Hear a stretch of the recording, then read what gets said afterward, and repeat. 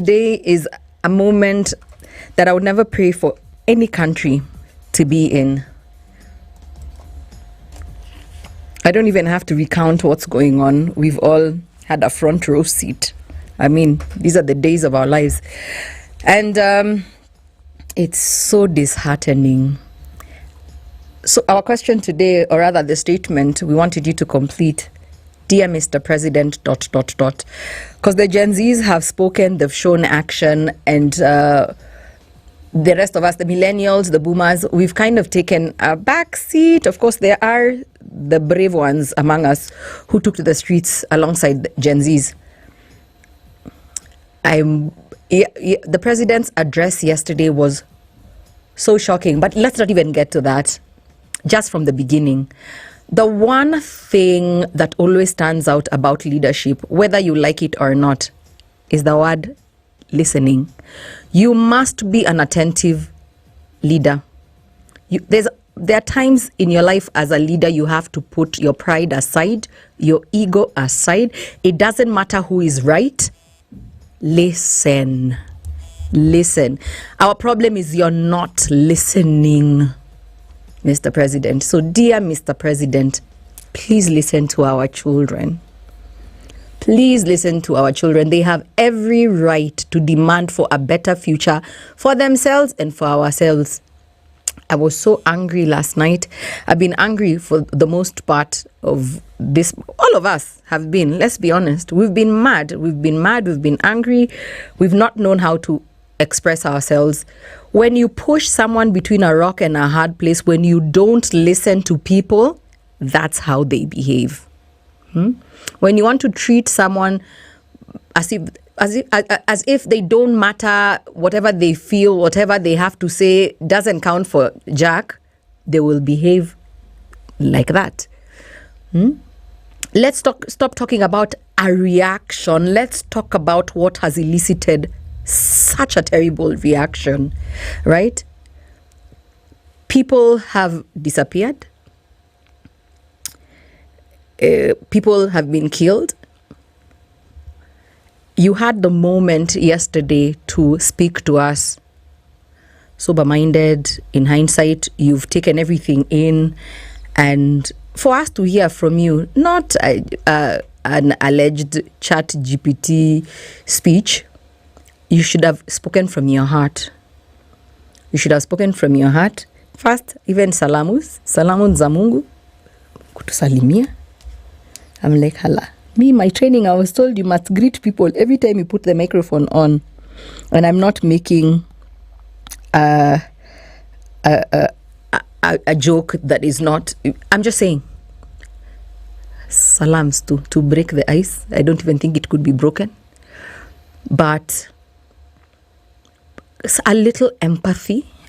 They are children, for goodness sake. A little empathy. And we're always here, no matter how until we learn this lesson as a country, the moment for this to play out again is going to keep showing up. Property versus human life. We are always here. And that's the one thing I've learned about life. If you don't learn the lesson, the teacher keeps showing up. You're going to talk about protecting us. And many people are asking the questions, from what exactly? Protecting us from ourselves? I just felt, my personal opinion, not the station, not the company, that was such a harsh stance. Threats to the media. You cannot take us back decades and decades back. These children have every right to question, to show their anger. These children have every right to protest. You did not even enjoy, you would not even have the power you have today without a struggle of some sort. You would know. You've been at the front line of such demonstrations. I thought it takes one to know one. Do you understand? Have you ever looked at something and you are shocked? Like, hiya. You've been in their shoes. You were once the Kenyan youth who was fighting for a better tomorrow. How soon we forget as human beings. Dear Mr. President, your government needs to do better.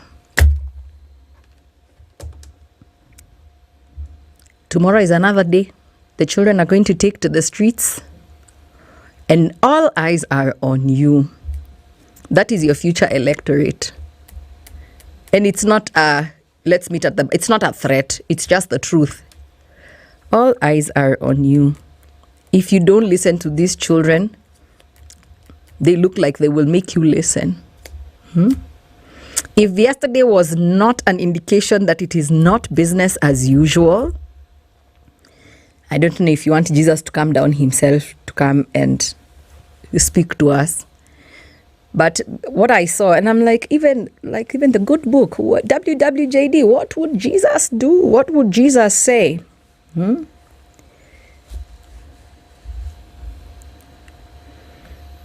really wanted to have a conversation, and I don't cry. And I also didn't want to give Angry Black Woman. It's such a played out genre. I just said, I'm going to come and speak as a mother. I'm so scared for my child and the country we're going to live for them. And my daughter is only 7. And she's asking me what's going on, and I don't even know where to begin. You want to protect us? I'm like, are we having the same conversation? Are we speaking the same language? Maybe try and listen. End of rant. Dear Mr. President, ... I read your comments, taking your call 0719012600. What do you want to tell the president? No insults, please. Yeah?